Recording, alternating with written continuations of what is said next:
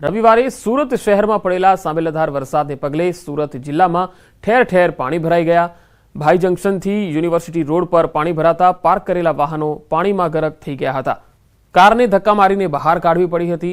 લોકોની મદદ કરવા પોલીસ આવી પહોંચી હતી। વાહનોને ધક્કા મારીને બહાર કાઢવા ઉમરા પોલીસનો તમામ સ્ટાફ સાથે અધિકારીઓ પણ રસ્તા પર ઉતર્યા હતા।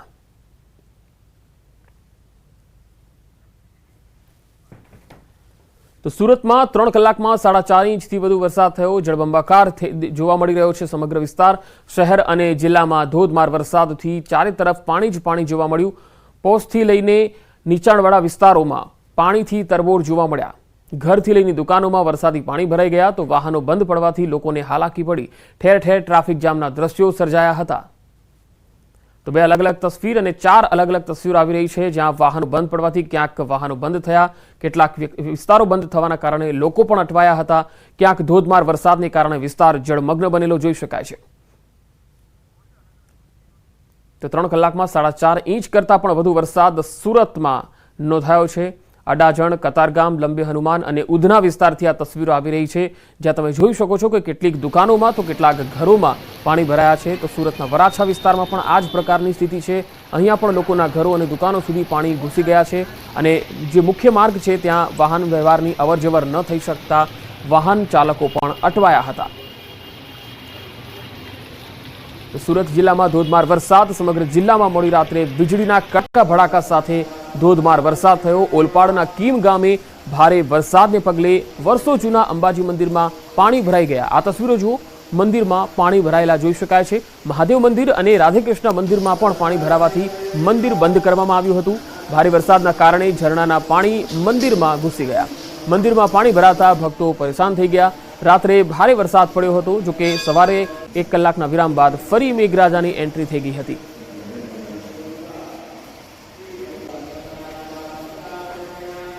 સુરતના હોડી બંગલા વિસ્તારમાં વરસાદના પાણી ભરાઈ ગયા। વિસ્તારની અનેક દુકાનોમાં પાણી ભરાઈ જવાની સમસ્યા જોવા મળી। આ તસવીરોમાં તમે જોઈ શકો છો કે ગોઠણસમાં પાણી છે। પાણી ભરાઈ જવાના કારણે વાહનો પણ અહીંયા બંધ પડી રહ્યા છે। લોકોની મુશ્કેલી હવે વધતી જઈ રહી છે, કારણ કે આ પાણીનો નિકાલ થઈ નહીં રહ્યો। હોડી બંગલા વિસ્તારમાં વરસાદના પાણી ભરાતા અવરજવરમાં લોકોને ખૂબ જ હાલાકીનો સામનો કરવો પડ્યો। અહીંયા કેટલીક દુકાનોમાં પણ પાણી ઘૂસી ગયા છે।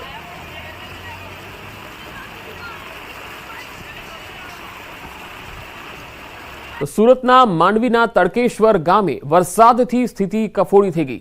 ભારે વરસાદને કારણે ગામોમાં પાણી ભરાઈ ગયા। ઘૂંટણસમાં પાણી ભરાતા લોકોને ખૂબ જ હાલાકી પડી। વરસાદ પડતા કેટલીક દુકાન તેમજ ઘરોમાં પાણી ભરાઈ ગયા હતા।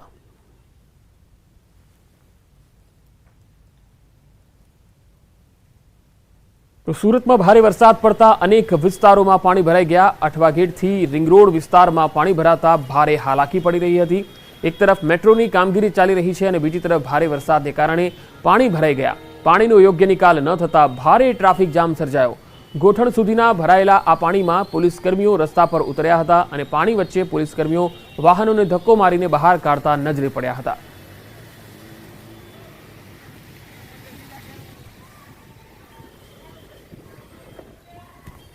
સુરત શહેરમાં થોડી જ વારના વરસાદે બઘડાટી બોલાવી। સુરત શહેરના રસ્તાઓ, ગલીઓ નદી બની ગયા। અઠવા ગેટ, પૂણા ગામ, વરાછા, ઉધના સહિતના વિસ્તારોમાં પાણી ફરી વળ્યા। ઉધના નવસારી રોડ પર ઘૂંટણસમાં પાણી ભરાયા તો પૂણા ગામ શાક માર્કેટ બજારમાં કમર સુધી પાણી ભરાયેલા જોવા મળ્યા।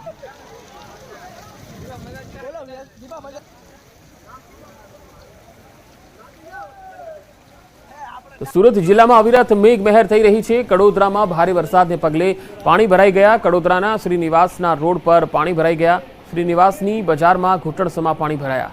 પાણી ભરાવાના કારણે વાહન ચાલકોને ભારે હાલાકી પડી। પાણી ભરાતા સ્થાનિકો પણ મુશ્કેલીમાં મુકાઈ ગયા હતા।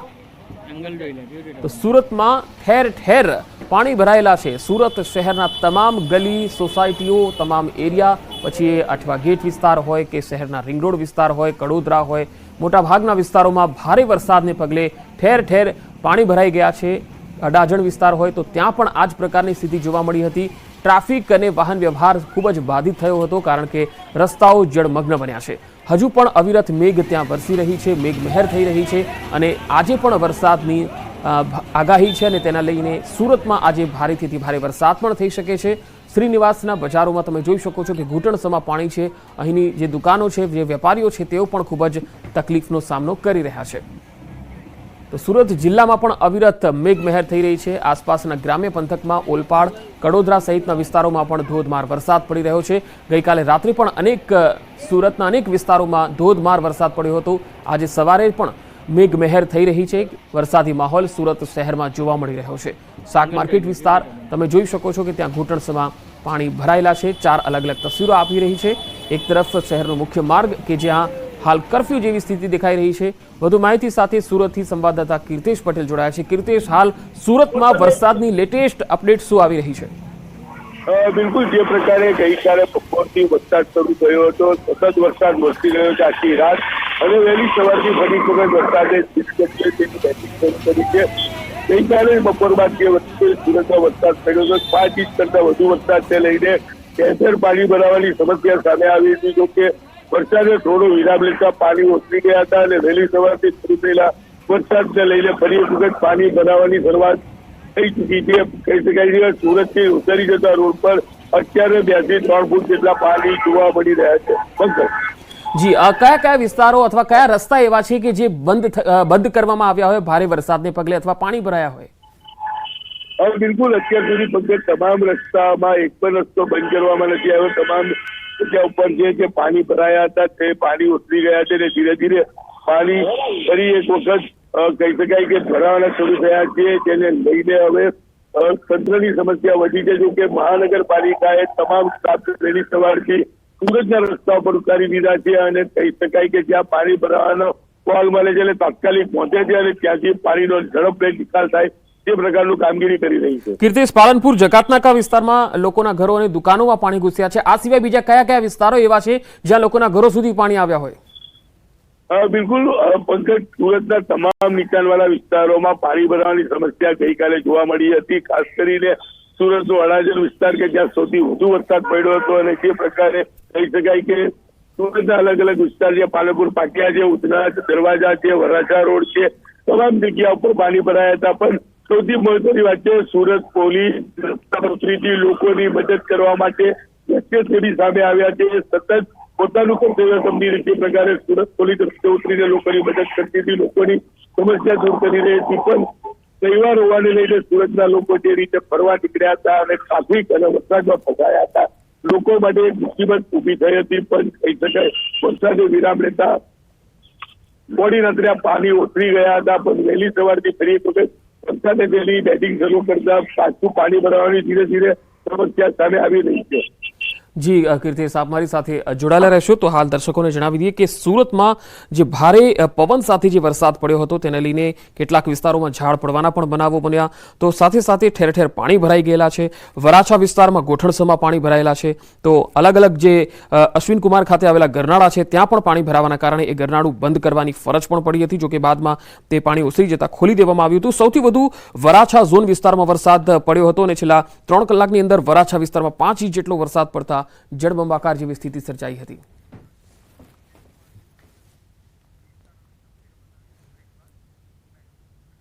તો અન્ય જિલ્લાઓમાં વરસાદની સ્થિતિ શું છે એ પણ જાણીશું। હાલ રોકાઈશું એક વિરામ માટે।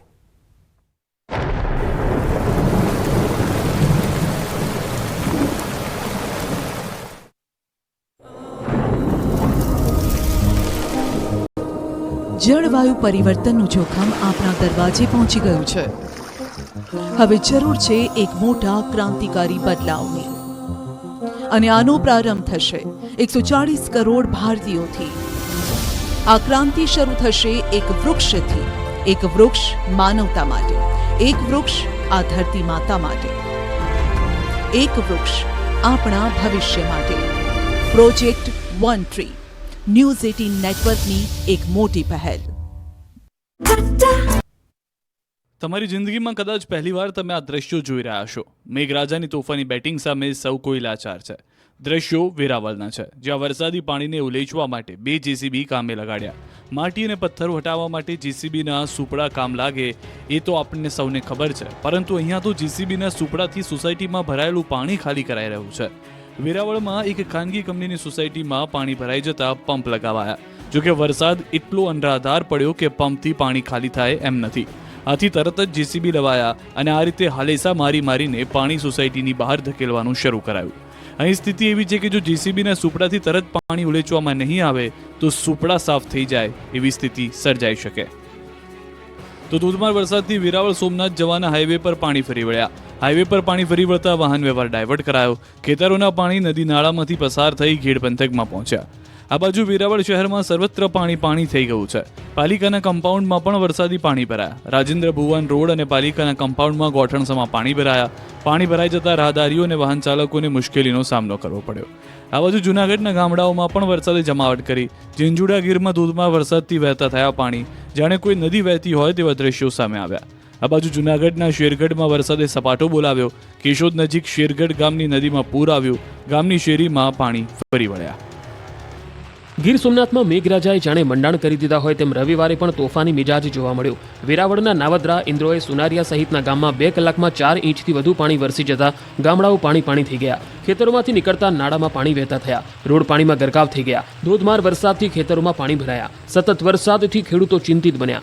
તો વેરાવળ શહેરમાં પણ મેઘરાજાએ ધમાકેદાર બેટિંગ કરતા શહેરના રોડ પર પાણી ભરાઈ ગયા. 2 કલાકમાં 4 ઇંચ વરસાદ ખાબકતા અનેક વિસ્તારમાં ગોઠણરૂપ પાણી ભરાયા. સૂત્રાપાડામાં પણ મેહુલિયાએ પધરામણી કરી. ભારે વરસાદથી ગીર સોમનાથનું ભાલકા તીર્થ પાણીમાં ડૂબ્યું. ભાલકા વિસ્તારમાં આવેલું જગવિખ્યાત કૃષ્ણ ભગવાનનું મંદિર પાણીમાં ગરકાવ થયું. ગોઠણ સુધીના પાણી ભરાતા ભક્તો થયા પરેશાન. ભાલકા તીર્થની ચારે તરફ પાણી જ પાણી જોવા મળ્યું. ગીર સોમનાથમાં મેઘરાજા 3 દિવસથી અવિરત વરસી રહ્યા છે, ત્યારે રવિવારે પણ મેઘમહેર અવિરત રહેતા સોમનાથ મંદિરના અદ્ભુત દ્રશ્યો સામે આવ્યા. સોમનાથ મહાદેવ પર શ્રાવણ પૂર્વે મેઘરાજાએ જાણે મહાભિષેક કર્યો. સોમનાથ મહાદેવ પર સાક્ષાત ઇન્દ્રદેવ જળાભિષેક કરતા હોય તેવો નજારો સામે આવ્યો. સોમનાથમાં શ્રીકાર વર્ષા અને સમુદ્રનો કુકવાટ યાત્રીઓને કરી રહ્યા છે અભિભૂત. આ બાજુ વેરાવળમાં મેઘરાજા રવિવારે પણ કહેર બનીને ત્રાટકતા વેરાવળની અનેક સોસાયટીઓ ડૂબી ગઈ છે. વેરાવળની લીલાશાહ નગર સોસાયટીમાં પાણી ભરાયા. સોસાયટીમાં ગોઠણ સુધીના પાણી ભરાતા લોકો પરેશાન થયા. અંદાજે 100 થી વધુ ઘરોમાં પાણી ભરાતા લોકોને પાણી વચ્ચે રહેવા થવું પડ્યું મજબૂર. તો વેરાવળની સિદ્ધાર્થ સોસાયટીના આ દ્રશ્ય જુઓ. દેવકા નદીના પાણી સોસાયટીમાં ભરાયા. જાણે બેટમાં ફેરવાઈ ગયું હોય તેવું દ્રશ્યો પરથી લાગી રહ્યું છે. વેરાવળના આરતી એપાર્ટમેન્ટ રોડ નટવરથી બજરંગ જતો સંપૂર્ણ રસ્તો પાણીમાં ગરકાવ છે. અહીં એટલો વરસાદ પડ્યો કે રોડ જાણે નદી જ બની ગયા છે. હાઉસિંગ સોસાયટી, સલાડ સોસાયટી વિસ્તારો તો ટાપુ બની ગયા છે. વેરાવળના નાઉદ્રા ગામની શાળાનું કમ્પાઉન્ડ સમુદ્ર બન્યું. સાંભેલાધાર વરસાદ ખાબકતા શાળાના કમ્પાઉન્ડમાં કમરસમાં પાણી ભરાયેલા છે. નાઉદ્રા, ઇન્દ્રોઈ ગામ સહિતના ખેતરોના પાણી માધ્યમિક શાળામાં ઘૂસી જતા શાળા નદી બની ગઈ છે. આ તરફ હાઈવે પણ પાણીમાં ગાયબ થઈ ગયો. સોમનાથ જેતપુર હાઈવે પર પાણીએ કબજો જમાવતા અનેક વાહનો ફસાયા. છેલ્લા 3 દિવસથી નેશનલ હાઈવે પર કેડસમાં પાણી ભરાતા હાઈવે પર જળ કર્ફ્યુ લાગ્યો છે. પોલીસ, વહીવટીતંત્ર તેમજ સ્થાનિકોની મદદથી નેશનલ હાઈવેના ડિવાઈડરો જેસીબીની મશીનથી તોડી અને પાણીનો નિકાલ કરાઈ રહ્યો છે. દ્વારકા પંથકમાં મેઘરાજાએ તબાહી મચાવ્યા અને 40 કલાકથી વધુ સમય થઈ ગયો છે, પરંતુ દ્વારકાની ધીંગી ધરા નવપલ્લવિત તો થઈ ગઈ છે, પરંતુ દ્વારકાની આસપાસના ગામડાઓમાં હજુ પાણી ઓસર્યા નથી. હજુ અનેક સોસાયટી અને ગામડાઓ બેટમાં ફેરવાયેલા છે. બજારોમાં, ઘરોમાં, ખેતરોમાં કમરસમાં પાણી ભરાયેલા છે. જુઓ દ્વારકાના મીઠાપુરના આ દ્રશ્યો. અહીં સચરાચર શ્રીકાર વર્ષા તો થઈ, પણ વરસાદ બાદ જે તબાહી મચી છે જેનાથી શહેર ઉગર્યું નથી. હજુ કમરસમાં પાણી ભરાયેલા રહેતા લોકો પરેશાન થયા છે. લોકો પાણીની વચ્ચે રહેવા મજબૂર બન્યા છે. આ બાજુ મીઠાપુરના સૂરજ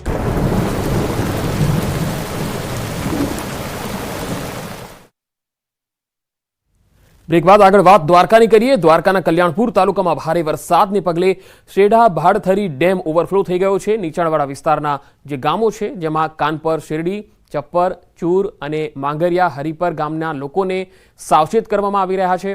ડેમ ભરાઈ જતા લોકોને નદીના પટમાં અવરજવર નહીં કરવાની સૂચના પણ આપી દેવાઈ છે.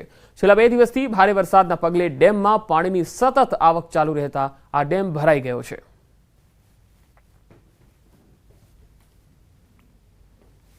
તો દ્વારકાના વાનાવડ ગામ પાસે આવેલા ડેમમાં પાણીની સતત આવક ચાલી રહી છે.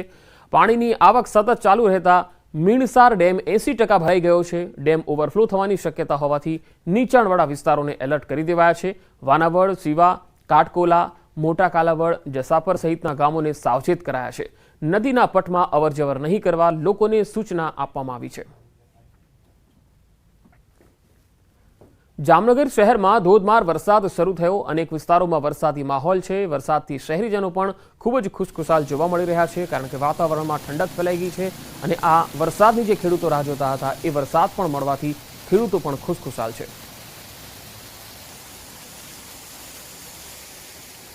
જૂનાગઢના ગીર પંથકમાં બામણાસા ગામે બનાવવામાં આવેલ પ્રોટેક્શન વોલ તૂટી ગઈ હતી. ઓઝત નદીના વહેણના કારણે આ પ્રોટેક્શન વોલ તૂટી હતી. ઉપરવાસમાં પડેલા વરસાદના કારણે ઓઝત નદી બે કાંઠે વહેતી થઈ છે. નદીમાં પૂર આવતા પ્રોટેક્શન વોલ તૂટી ગઈ હતી. આ પ્રોટેક્શન વોલ તૂટતા ખેડૂતોની હજારો વીઘા જમીનમાં ધોવાણ થઈ ગયું. ખેડૂતોએ ફેર વાવણી કરવી પડે એ પ્રકારની પરિસ્થિતિ ઊભી થઈ. જમીનનું ધોવાણ થતાં ટૂંકા ગાળામાં ફેર વાવેતર થઈ શકે એવી પણ શક્યતા નથી. મગફળીનું મોટા પાયે વાવેતર બામણાસા ગામના ખેડૂતોએ કર્યું છે. ઓઝત નદી ઊંડી કરવાની ખેડૂતોની માંગ છે.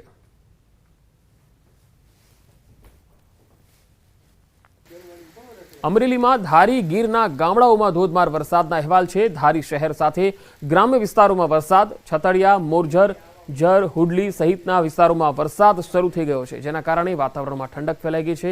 ખેડૂત વર્ગમાં રાહત થઈ છે.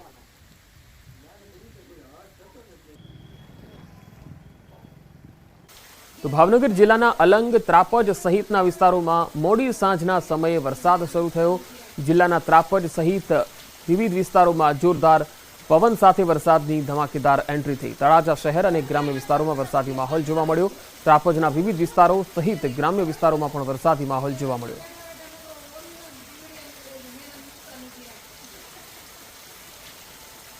તો તાપીના છેવાડાના નિઝર તાલુકામાં 4 કલાકમાં 5 ઇંચથી વધુ વરસાદ ખાબકતા ઠેર ઠેર પાણી ભરાઈ ગયા હતા.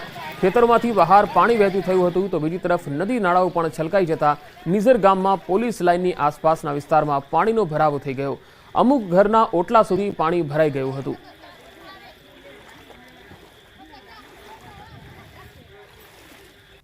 તો સંઘ પ્રદેશ દમણમાં ધોધમાર વરસાદ, 1 કલાકમાં 2 ઇંચ જેટલો વરસાદ ખાબક્યો હતો. ખારીવાડ વિસ્તારના રસ્તા પાણી થઈ ગયા. વાહન ચાલકો અને રાહદારીઓ પણ પરેશાન થયા હતા.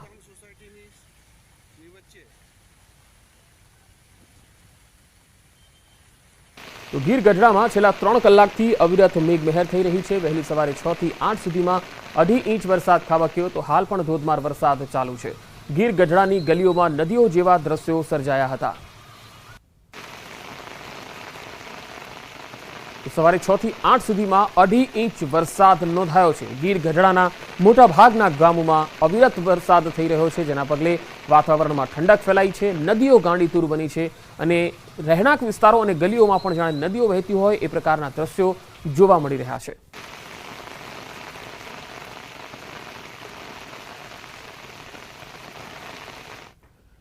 ન્યૂઝ 18 નેટવર્કની વન ટ્રી પહેલમાં આપણી સાથે જોડાયા છે હિમાચલ પ્રદેશના સીએમ સુખવિંદર સિંહ સુક્કુ.